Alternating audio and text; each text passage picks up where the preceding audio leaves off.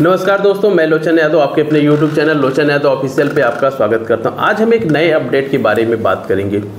क्या है नया अपडेट और मैं इस अपडेट पे इतना फोकस क्यों कर रहा हूं? क्योंकि अगर आपने किसी भी ऑनलाइन ऐप से लोन लिए हैं और तो आपको ये प्रॉब्लम ज़रूर फेस करनी पड़ी ही होगी कि आपने किसी का नंबर नहीं दिया, आपने न अपने कॉन्टैक्ट लिस्ट में किसी को शेयर किया, लेकिन उसके बाद भी जो ऑनलाइन ऐप्स कंपनियां हैं या फिर एनबीएफसी हैं वो आपके डाटा को कहां से पा जा रही हैं। वो आपके फ्रेंड रिलेटिव फ्रेंड्स, घर के फैमिली मेम्बर्स के डाटा कहां से पा रही हैं और वो इन डाटा पे फ़ोन क्यों कर रही हैं। लोन आपने लिया है, ना कि आपके फ्रेंड रिलेशन ने लिया है, लेकिन उसके बाद भी आपके फ्रेंड रिलेशन दोस्त पे आपका फ़ोन करके आपको इंसल्ट कर रहे हैं, बेइज्जती कर रहे हैं, गारंटर बना दे रहे हैं कि अब ये इनका लोन आपको देना पड़ेगा। इस तरह की बातें बहुत सुनने को आई हैं। बहुत सारे हमारे भी सब्सक्राइबर के द्वारा ये सब चीज़ें पता चलती हैं कि हमारे डाटा को एक्सेस कर लिया गया है। आखिर एक्सेस किया गया तो किया कैसे? कभी आपने सोचा कि मैंने क्या गलती की थी जिसके कारण हमारा डाटा कॉपी हो गया? देखिए, अगर आप इन सब चीज़ों से परेशान हैं और आपको भी ऑनलाइन ऐप से लोन लिया और इस चीज़ों को आप झेल रहे हैं, तो आज का वीडियो सिर्फ आपके लिए खास होने वाला है। क्योंकि क्या है नई आरबीआई की गाइडलाइन, उसके बारे में हम आपको बताएंगे। देखिए, अगर चैनल पे पहली बार आए हों तो चैनल को सब्सक्राइब कर लीजिए और वीडियो अच्छा लगे तो चैनल को लाइक शेयर जरूर करिएगा। देखिए, आज डिजिटल ज़माना है, हर चीज़ डिजिटल होने जा रही है और आज लोन लेना भी उतना ही आसान हो गया है डिजिटल प्लेटफॉर्म से। वेल अप्रूव्ड लोन है, बस आपको परमिशन देनी है। आपका सिबिल बैंक बैलेंस को देख करके आपको लोन मिल जा रहा है, आसानी से लोन मिल जा रहे हैं। आप लोगों को छोटी सी प्रॉब्लम हो रही है, आपको कहीं ऐड मिला, कुछ भी मिला कि 2000, 4000, 5000 का लोन मिल रहा है, इंस्टेंट लोन, आप लोग तुरंत ले रहे हैं। लेकिन आप लोग जान नहीं रहे हैं कि उस लोन को लेने के पीछे हमारे नुकसान भी हो रहे हैं। जितनी आसानी से लोन मिल रहा है उतना रेट ऑफ इंटरेस्ट उतना ही ज़्यादा है। 5000 रुपये दे रहा है, आपसे 7000 ले रहा है, 8000 ले रहा है। आपके पास 5000 रुपये भी नहीं है और आप 7000, 8000 रुपये आपसे मांग भी रहा है। तो ऐसे जो आप मल्टीपल ट्रैप में भी फंसते जा रहे हैं। उसके बाद फ्रेंड रिलेशन पे फ़ोन जा रहे हैं, वहाँ से अलग बेइज्जती हो रही है। घर पे फ़ोन आ रहा है, वहाँ से अलग भी इंसल्ट हो रही है कि तुम तुम चोर हो, धोखेबाज हो, ये लोन लिए हो, नहीं लिए हो। अब एक तो कंपनी का प्रेशर, ऊपर से रिलेशंस वालों का प्रेशर, दोनों ही प्रेशर आप लोग जूझ रहे हैं।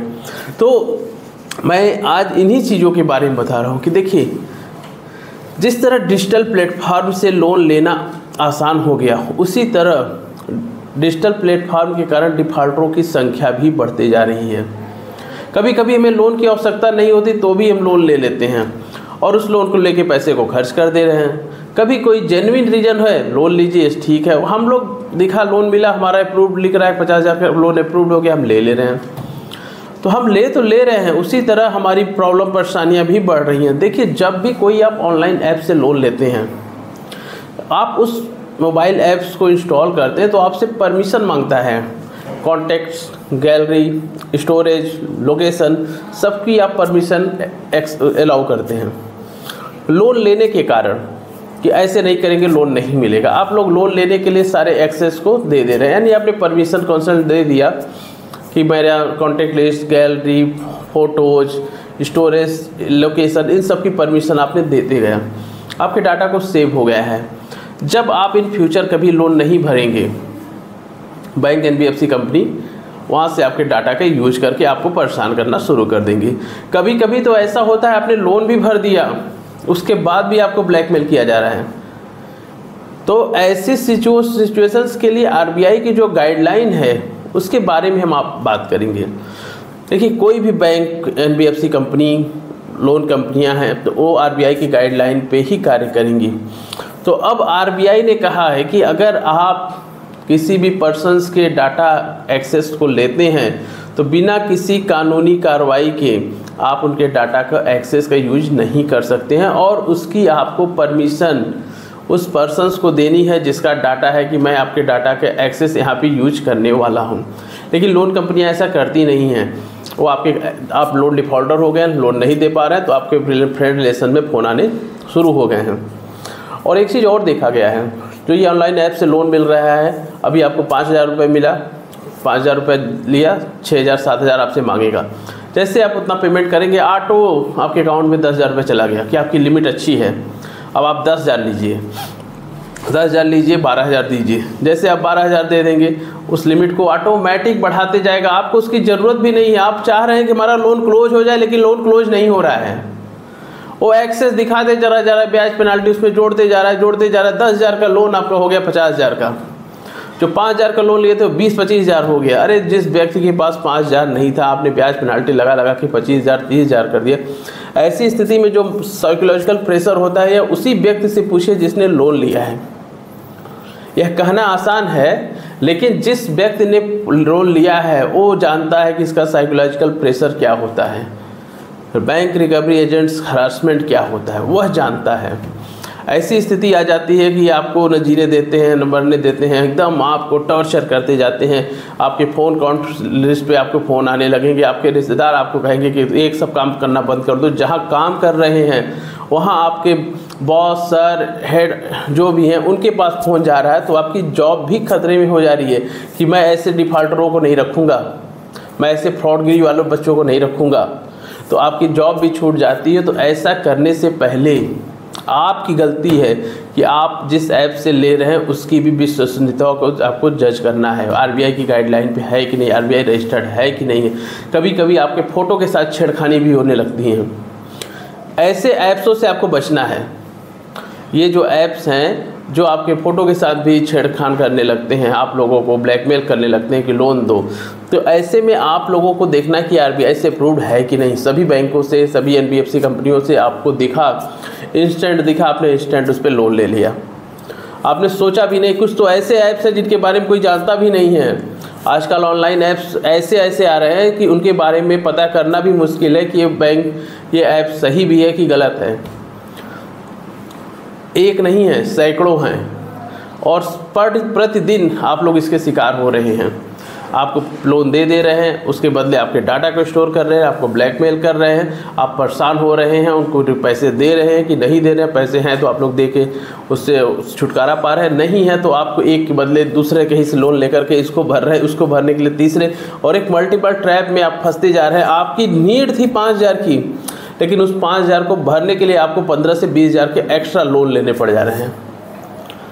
तो अगर बहुत ज़रूरत हो तभी आप लोन लीजिए, किसी शौक़ के लिए, और ये नहीं कि 10,000 दिख गया, मेरी क्रेडिट सिबिल बहुत अच्छी है, आप लोग ले लिए। इसी तरह जो क्रेडिट कार्ड का भी ट्रैप है, क्रेडिट कार्ड का भी ट्रैप में आप लोग ऐसे ही फंसते हैं। आपको लगेगा कि मैं क्रेडिट कार्ड है तो मेरा स्टेटस है, मेरे पास 2 क्रेडिट कार्ड है, 3 क्रेडिट कार्ड है, लेकिन क्रेडिट का मतलब ही होता है उधार। यानी आपने 2 व्यक्ति से उधार ले लिया, 3 व्यक्ति से उधार लिया, ऐसी ज़िंदगी आप जी रहे हैं। तो अगर आप लोन ऑनलाइन लोन ले रहे हैं, डिजिटल प्लेटफॉर्म से लोन ले रहे हैं, तो आपको भी सतर्क रहना है कि वह आरबीआई की गाइडलाइन पे है कि नहीं, उसकी विश्वसनीयता कितनी है, रेटिंग क्या उसकी है।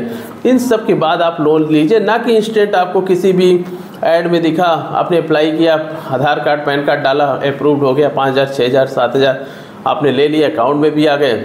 उसी 5 के बदले आपको 10 देने पड़ जा रहे हैं, 10 के बदले 20 देने पड़ जा रहे हैं, वो लोन चुका रहे हैं, फिर से ऑटो क्रेडिट दे रहा है कंपनियां। तो ऐसे में अब जो आरबीआई की गाइडलाइन है, 2 गाइडलाइन हैं, हम इसके बारे में बता दे रहे हैं कि अब आपके डाटा को एक्सेस करने से पहले बैंक जो भी ऑनलाइन ऐप्स कंपनियां हैं उनको आपको कानूनी रूप से अगर ज़रूरी है तो आपको उसको डाटा को यूज कर सकती हैं, और उसकी सहमति आपसे पूछेंगी, बिना सहमति के नहीं कर सकती हैं। और दूसरा जो ऑटो अमाउंट आपके अकाउंट में जुड़ते जा रहा है, एक लोन को चुका रहे हैं आपको दूसरे लोन को चुका रहे हैं तीसरा लोन, तो ऐसे में भी अगर ऐसा कहीं होता है तो आप इनकी शिकायत कर सकते हैं। और कुछ चीज़ें तो आप पर डिपेंड है कि जहाँ से आप लोन ले रहे हैं वो किस जगह से रजिस्टर्ड है, आरबीआई से है कि नहीं है, और लोन जेन्युइन है कि नहीं वो कंपनी, इन सब के बारे में पता करके ही आप लोन लीजिए, नहीं तो आप भी इन सब चीज़ों के शिकार हो सकते हैं। और अगर आप वीडियो देख रहे हैं और आपको लगता है कि सेम कंडीशन मेरे साथ भी हो रहा है तो मैं क्या करूं, तो कमेंट बॉक्स में ज़रूर बताइएगा कि मैं भी इस पीड़ा से ग्रसित हूं। मैंने भी लोन लिया था, उस लोन को चुकाने में मैंने 10 लोन और ले लिए, आज भी मेरा लोन पूरा नहीं हुआ, रिकवरी वाले परेशान कर रहे हैं, फ़ोन कॉल्स आ रही हैं, हमारे फ्रेंड रिलेशन दोस्त यार में फ़ोन जा रहा है, वहाँ से काफ़ी प्रेशर आप पे, एक्स्ट्रा प्रेशर बर्डन पड़ रहा है, आपको समझ में नहीं आ रहा हम क्या करें। ऐसे में आप इसकी कंप्लेन कर सकते हैं। आपके डाटा को एक्सेस करना ये कहीं भी नहीं है कि आपके डाटा को कोई पर्सनली एक्सेस करे, आपके डाटा की चोरी करे, क्योंकि इसके लिए बैंक जो भी ऐप्स कंपनियां हैं उनको आपसे परमिशन लेनी पड़ेगी। यह तो अपडेट है, लेकिन मैं आपको बार बार कहता हूँ, अगर बहुत ज़रूरत पड़े तो ही लोन लीजिए, क्योंकि लोन जो वर्ड है, कभी आपने इस वर्ड के बारे में समझा नहीं है। इसको आप अगर उल्टा कर दीजिए तो ये खुद ही कहता है न लो। लोन का उल्टा होता है न लो। अगर लोन लेते हो तो लोन को अच्छे से चलाओ, उसकी EMI भरो, उसके चार्जेस भरो, तब तो लोन अच्छा है। नहीं तो लोन कहता है कि मुझे न लो। इसी में आपकी भलाई है, क्योंकि लोन का उल्टा न लो होता है। और नहीं लेंगे तो भी आप खुश रहेंगे, और अगर लेते हैं तो इसकी EMI जो भी है टाइम से भरिए। आपको जो भी इस पे ब्याज पेनाल्टी आ रहा है उसको भरिए, EMI को डिफ़ॉल्ट ना होने दीजिए। लेकिन यह तब संभव है जब आपका लोन जेन्युइन हो और आपने जिस पर्पज़ के लिए लोन लिया है वह पर्पज़ आपका फुलफिल होता है कि नहीं। आपने लोन बिज़नेस के लिए लिया, बिज़नेस डूब गया। आपने लोन लिया था, उस समय आपकी जॉब थी, अचानक जॉब छूट गई। आपने लोन लिया था, कोई एक्सीडेंट हो गया, घर की स्थिति कुछ गड़बड़ हो गई, आपने लोन के पैसे को दूसरी जगह इन्वेस्ट कर दिया। तो ऐसी स्थिति में आप लोन डिफ़ॉल्टर होने लगते हैं। और लोन जब डिफ़ॉल्ट होने लगते हैं तो आपके माइंड में लगता है कि यहाँ का प्रेशर झेलने से अच्छा कोई दूसरा लोन लेकर के इसका चुका देते हैं, उसका आगे देखेंगे। और समय आपके प्रतिकूल खड़ा है, अनुकूल होता तो ये नौबत ही नहीं आती। समय आपके प्रतिकूल खड़ा है, उस लोन के लिए दूसरा लोन लिए और जब उसको भरना हुआ तो आपके पास कोई एक्सेस ही नहीं है कि हम आगे कहाँ से पैसे लाएंगे। आपने दोस्त यार रिलेशन सबसे उधार मांग के भी थक चुके हैं। तो ऐसी स्थिति में लोन अगर आप ले रहे हैं तो सोच समझ के लोन लीजिए। लोन किस ऐप से ले रहे हैं उसकी विश्वसनीयता को देखिए। अगर आपको सब कुछ सही लगता है और लोन आपको बहुत जेन्युइन है तो ही लोन लीजिए। अपने शौक़ और फिजूल खर्ची के लिए अगर आप लोन लेते हैं तो आप मल्टीपल ट्रैप में फंसते चले जाएंगे।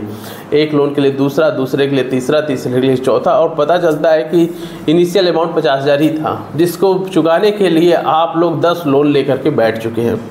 एक जगह का प्रेशर झेल नहीं पा रहे थे, 10 जगह का एक्स्ट्रा प्रेशर लेकर के आप लोग बैठ गए हैं।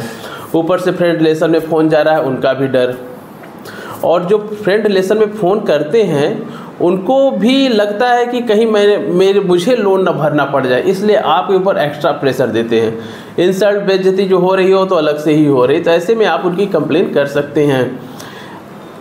मैं लास्ट में यही कहूँगा, अगर आपके पास पैसे हैं तो इनके पैसे आप दे दीजिए, और नहीं हैं तो फिर आपको जो भी लीगल कार्रवाई हो रहा है, लीगल का कार्रवाई का नोटिस का जवाब आपको देना भी पड़ेगा। और अपनी एक फाइल भी मेंटेन करिए कि मुझे ये नोटिस आई, मैंने इस नोटिस पे ये नोटिस का जवाब दिया, ये नोटिस आई, ये नोटिस का मैंने ये जवाब दिया।